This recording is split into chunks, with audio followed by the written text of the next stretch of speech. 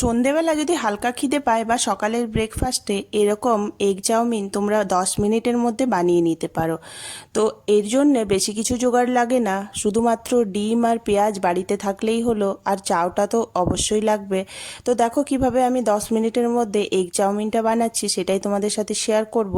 এখানে দেখো আমি চাউ সেদ্ধ করে নিয়েছি, তোমরা যে কোনো কোম্পানির চাউ নিতে পারো। সেদ্ধ করার পর চাউটা আমি জল ঝরিয়ে রেখে দিয়েছি এক সাইডে। তারপর এখানে কড়াইয়ের মধ্যে সাদা তেল গরম করে একটু পেঁয়াজ কুচি আর লঙ্কা কুচি সামান্য ভেজে নিয়ে এখানে দেখো দুটো ডিম আমি দিয়ে দিয়েছি।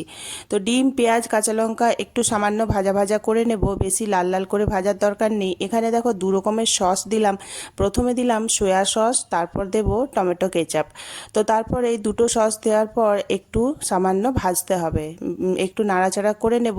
তারপর এখানে সেদ্ধ করা চাউটা আমি এখানে দিয়ে দিলাম। আরেকটা কথা, ওই সেদ্ধ করা চাউটার মধ্যে আমি যখন সেদ্ধ করেছিলাম একটু তেলও দিয়েছিলাম, সাদা তেল, তাহলে ঝরঝরে হয় একটু। তারপর এখানে দিয়ে দিলাম ম্যাজিক মশলা। এই ম্যাজিক মশলাটা বাজারে যে কোনো দোকানে তোমরা পেয়ে যাবে। তো ম্যাজিক মশলা দেওয়ার পর এই চাউটা খেতে কিন্তু দারুণ হয়।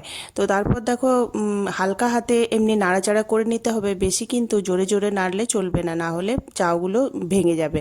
তো তারপর দেখো এখানে রেডি হয়ে গেল, ওই 5 মিনিট মতো নাড়লেই হয়ে যাবে। আর ওপর থেকে আমি দিয়ে দিলাম কাঁচা পেঁয়াজ, তারপর দেব কাঁচা লঙ্কা আর একটু টমেটো সস। ব্যাস রেডি হয়ে গেল কত সহজেই এগ চাউমিন। এভাবে যদি তোমরা বানাও তো সন্ধ্যের টিফিনটা একদম জমে যাবে। আর কারা কারা এভাবে বানাও একটু কমেন্টে জানাবে, আর যারা না বানিয়েছো তারা নিশ্চয়ই একবার বানাবে।